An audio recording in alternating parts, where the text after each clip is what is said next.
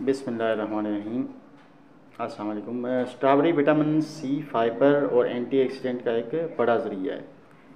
اس کے علاوہ potassium, vitamin کے اور میگنیشیم کا بھی یہ اچھا ذریعہ ہے۔ اسٹرابیری کے کچھ فائدے میں آپ کو بتاتا چلوں۔ یہ دل کی بیماری کے خطرے کو بہت کم کرتی ہے، کینسر کے خطرے کو بھی کم کرتی ہے، شوگر کو بھی کنٹرول کرتی ہے، اس کے علاوہ سوزش کو کم کرتی ہے، مدافعاتی نظام کو بہتر کرتی ہے، جلد اور بالوں کی صحت کے لیے بہت اچھی ہے اسٹرابیری قبض سے نجات دلاتی ہے اور ہاضمہ بہتر کرتی ہے، اس کے علاوہ وزن بھی کم کرتی ہے۔